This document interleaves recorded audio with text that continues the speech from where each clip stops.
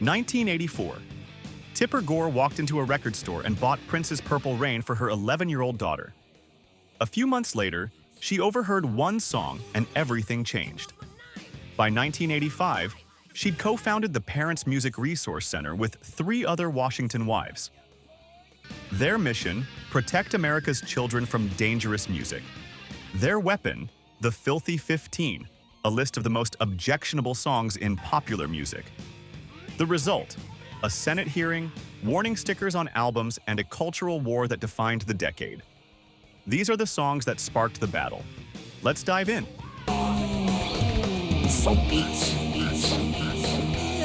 Number 12.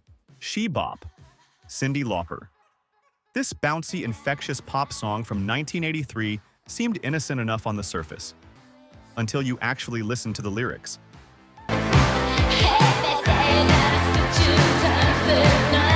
The PMRC caught phrases like "picking up good vibrations" and "I want to go south and get me some more."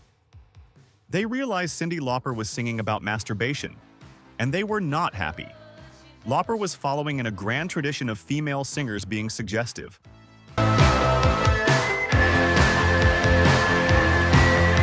Bessie Smith had been doing it since the 1920s. But in Reagan-era America, the PMRC called it filthy. The song made their infamous list, earning an S rating for sex and obscenity from the Recording Industry Association of America. The controversy didn't hurt sales.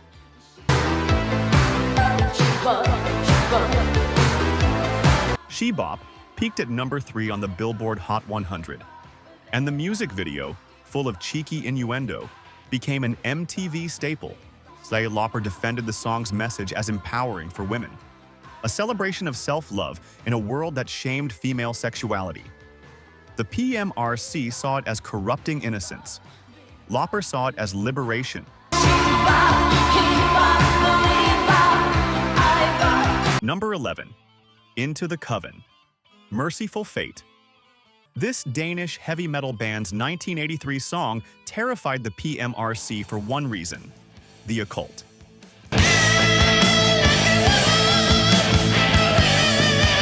The lyrics invited listeners to come into my coven and become Lucifer's child. The PMRC categorized it with an O for occult themes. They believed it fostered an unhealthy interest in Satanism. Merciful Fate frontman King Diamond wore corpse paint and sang in a piercing falsetto. His theatrical stage presence only added fuel to the fire. The band insisted the song was just storytelling, fiction, not recruitment. But to parents already worried about backward masking and subliminal messages in rock music,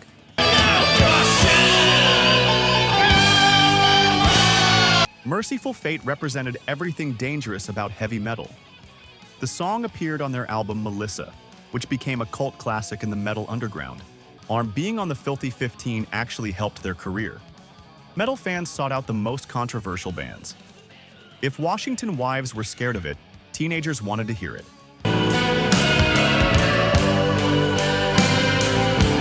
Number 10. Eat Me Alive, Judas Priest. This track from their 1984 album Defenders of the Faith made the PMRC recoil in horror.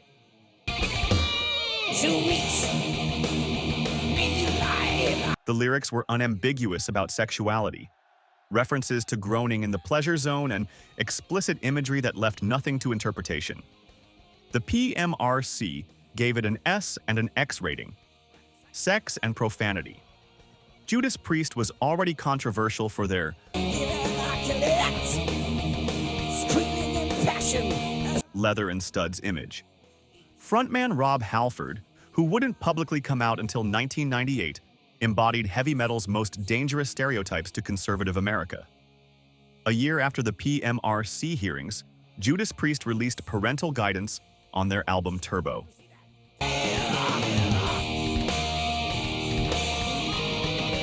A direct response with the sing-along refrain: "We don't need no parental guidance here." Halford later clarified his position in Rolling Stone. He supported parents teaching values to their children. but he rejected the extreme rhetoric that painted metal bands as trying to kill kids. The controversy only made Judas Priest bigger.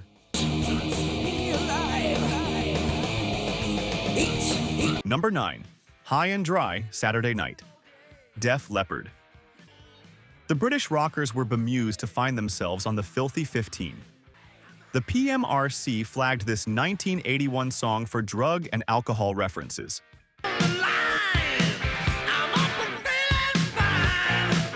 Specifically the lines about whiskey, wine, and "this time the lights are going out."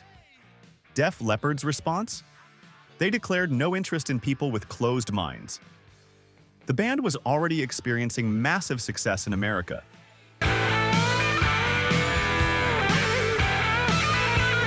Their album Pyromania had turned them into stadium headliners.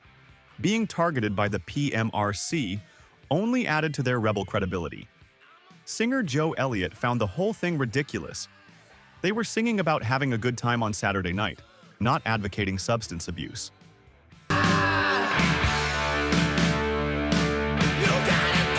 But nuance didn't matter to the PMRC. Any mention of drugs or alcohol was grounds for censorship. The irony is that Def Leppard was one of the more commercially accessible hard rock bands of the era. If they were on the Filthy 15, no one was safe. Number 8. Trashed, Black Sabbath. From their 1983 album, Born Again, this song earned its spot on the list for drug and alcohol content.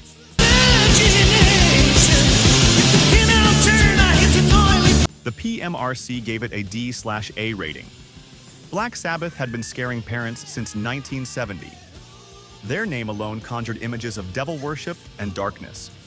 By the mid-80s, original members had left and reformed multiple times.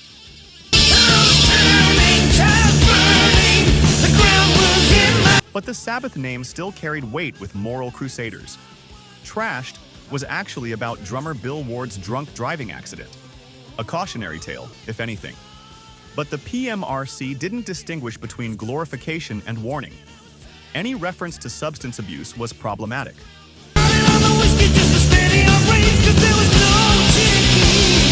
The band members found the whole controversy absurd. They'd been pushing boundaries for 15 years. A list from Washington Wives wasn't going to change that. If anything, it proved they were still relevant, still dangerous, still Sabbath.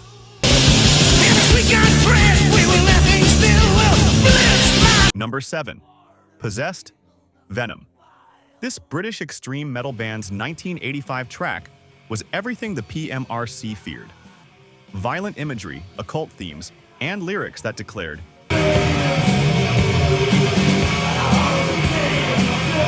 "I drink the vomit of the priests, make love with the dying whore." Frontman Kronos later said it wasn't even his most controversial song. When he first heard about the PMRC during a recording session, he thought someone was pulling a prank. Hidden cameras, waiting for his reaction.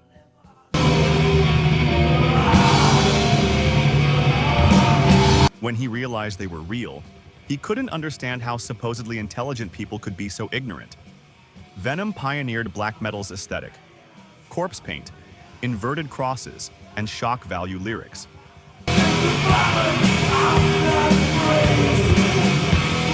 They recorded the album in a quaint Sussex village whose only claim to fame was being the subject of a Spike Milligan sketch. On the juxtaposition of extreme metal and English countryside perfectly captured Venom's absurdity. Being on the Filthy 15 gave them instant credibility in the underground metal scene. Kronos was proud of it.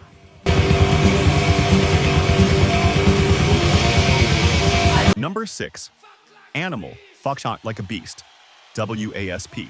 The title alone guaranteed this song's place on the PMRC hit parade. Lead singer Blackie Lawless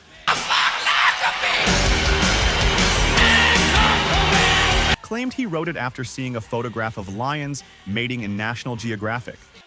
The band introduced it at concerts with, "Well, this one is for Tipper Gore." WASP built their entire image on shock value. Blood, fire, raw meat on stage.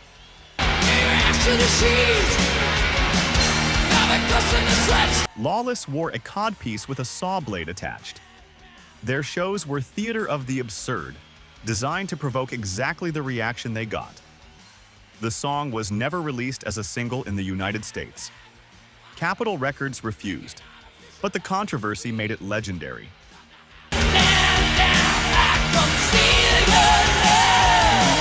Years later, after becoming a born-again Christian, Lawless stopped performing it. The wildest twist in a career built on wild twists. But in 1985, a Norse animal represented everything conservative America feared about heavy metal: sex, violence, and complete disregard for decency.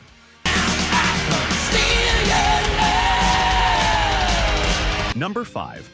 Bastard, Mötley Crüe.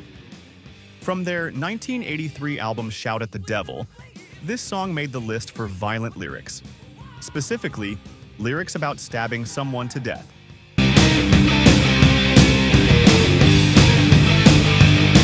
The PMRC gave it a V rating for violence. Singer Vince Neil later revealed the unintended consequence of the warning sticker. Once you put that sticker on, that parental warning sticker, that album took off. Those kids wanted it even more.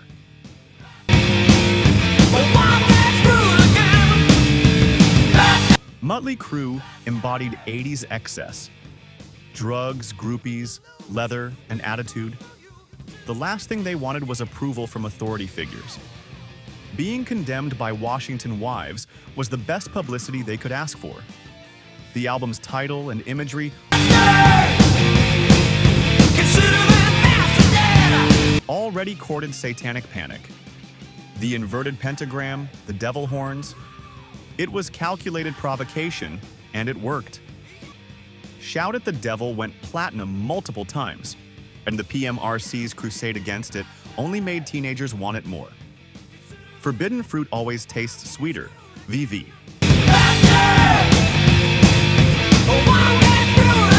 Number 4.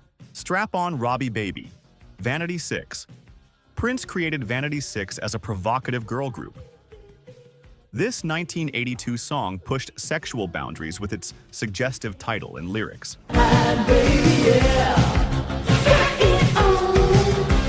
The PMRC categorized it as sexually explicit. Vanity, real name Denise Matthews, embodied Prince's vision of liberated female sexuality. The group's entire aesthetic was designed to shock and seduce. Lingerie, sexual confidence, and unapologetic desire.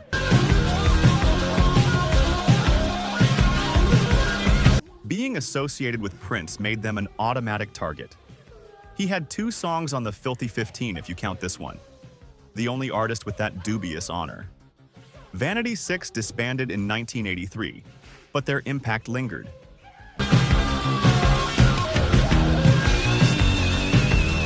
They proved that female sexuality in pop music could be just as explicit as male sexuality, and just as controversial. The PMRC saw them as corrupting young girls. Fans saw them as liberating. Number 3. We're Not Gonna Take It, Twisted Sister. This became the most famous battleground in the PMRC war. Not because of sexual content or occult themes, but because of alleged violence. All right, mister, what do you think you're doing? The music video showed a rebellious teenager transforming into Dee Snider and causing cartoon violence against an authoritarian father. Inspired by Looney Tunes and Blazing Saddles, the PMRC saw it as promoting violence against parents. Dee Snider saw it differently.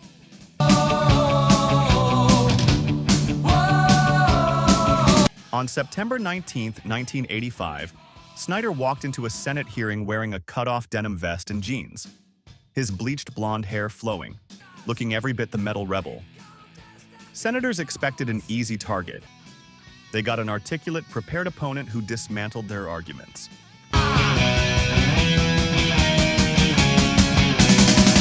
Snider explained the video was simply a cartoon with human actors playing variations on Roadrunner and Wile E. Coyote.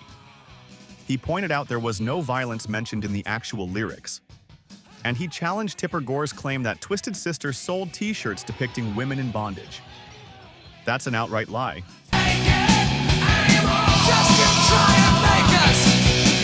We never sold a shirt of that type. Senator Al Gore had to clarify that his wife was referring to multiple shirts, not specifically Twisted Sister. Snider stuck to his guns. His testimony became legendary, a perfect example of judging books by their covers and being proven completely wrong.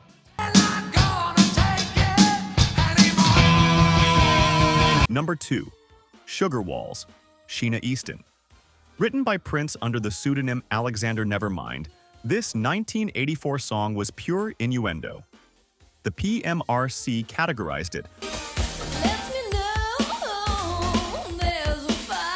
for sexual content. Sheena Easton had started her career as a wholesome pop singer. Working with Prince changed that trajectory completely. The song's metaphor was obvious to anyone paying attention, and the PMRC was definitely paying attention.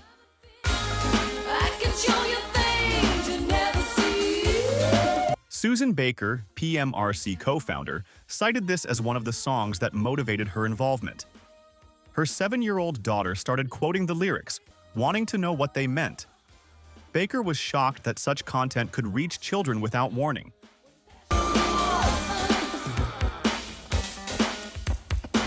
The song peaked at number 9 on the Billboard Hot 100. Prince's ability to write hits for other artists was never in question. His ability to push boundaries was equally undeniable. Easton defended the song as playful and fun. The PMRC saw it as inappropriate for young listeners. The debate continues.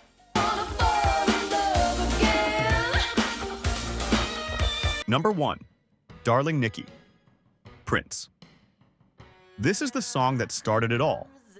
In December 1984, Tipper Gore bought Purple Rain for her 11-year-old daughter Karenna.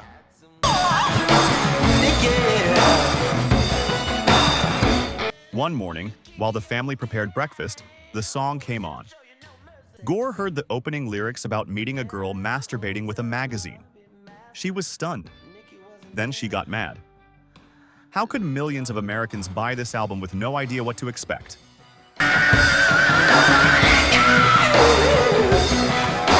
By May 31st, 1985, Gore and 3 other Washington wives had formed the Parents Music Resource Center. Their goal? Warn parents about explicit content in music. Darling Nikki topped their Filthy 15 list. The first entry, categorized for sex and masturbation. Prince wrote the song from the perspective of a character trying to humiliate a rival's girlfriend in the film Purple Rain. It was deliberately raw, with minimal production to contrast the album's slick polish. Near the end, the music stops into rain and wind sounds.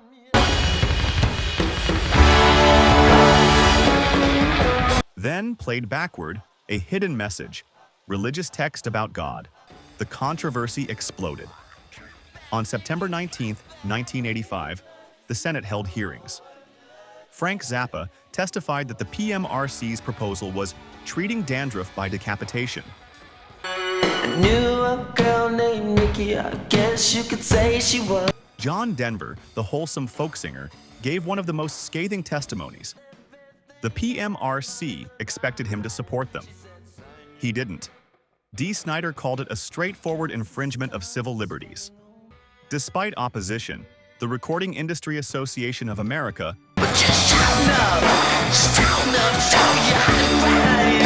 agreed to voluntary warning stickers. The black and white parental advisory label became a badge of honor.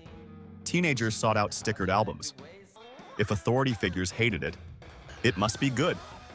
Purple Rain was already a massive success.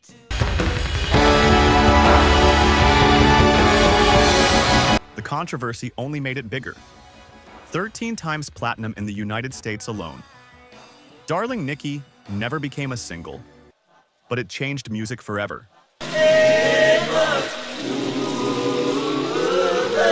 1985 was the year music went to war with Washington. The Filthy 15 became a mixtape for rebellion. Parental advisory stickers became cool, and artists learned that controversy sells. 35 years later, the stickers still exist. But the music that once shocked America sounds tame by comparison. The real lesson: you can't control art. You can only make it more desirable by trying to ban it. Which of these songs do you think was most controversial? Drop a comment below.